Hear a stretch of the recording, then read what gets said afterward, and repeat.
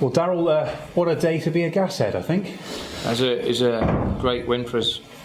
While not at your best, don't sit here and think we're at our best. But it's all about character. I had a good chat with them at half time. Sat down with them, nothing heavy, just about reaction and positive way. And we got that second half. Still look a bit edgy, but that's sometimes the case when you've lost a couple of games on the spin. Two difficult games at Accrington and Portsmouth, but it becomes a little bit intense. And that win had done the players a world of good. I'm sure of it.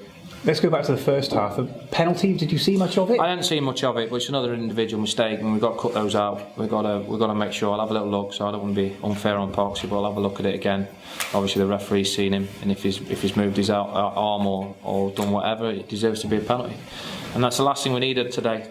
Obviously, a different sort of game with new owners coming in, and to go behind after 13 minutes is not ideal.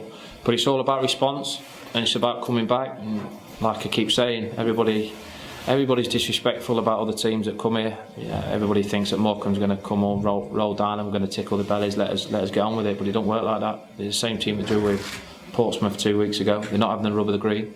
I thought their lads give them everything. I thought but we kept going and we preserved. And I always knew if we got the next goal, we'd go on and win it, because that's what the crowd does.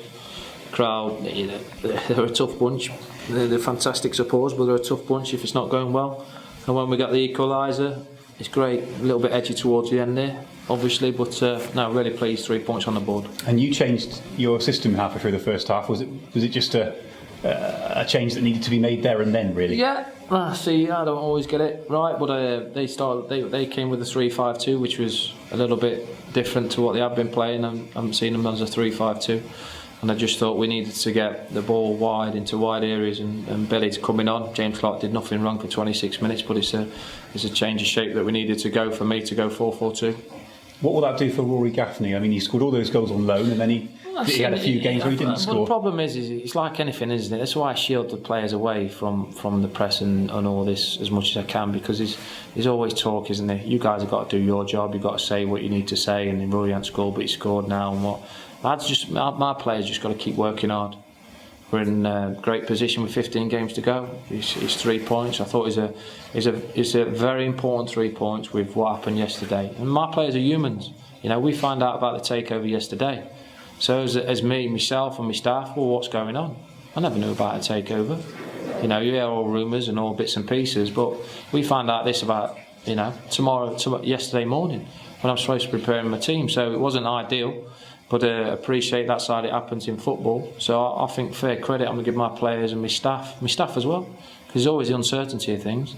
Credit to come in and dig in and get the 3 points. Why do you think it was like that? Why do you think you were kept in the dark? Listen, let's make no bones about it, and it's great. I've had 30 minutes chat with the new owner. That's what I have. I mean, it's great what they've been saying, and how the club's going to move forward. Great for the supporters. But on the back of that, I've got to manage that. I've got staff there thinking, well, what's going to happen with my jobs? You've always got people concerned about the jobs. Players thinking, we're going to get loads of money in. Is that us out the door? People have to think about these things. It's not just, I'm hoping this is all going to be fantastic, because the supporters deserve it. It's fantastic by the sounds of things for the supporters, and great.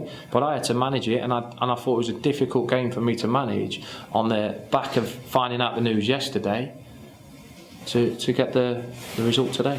You're not concerned at all for your position, are you? Listen, managers get sacked.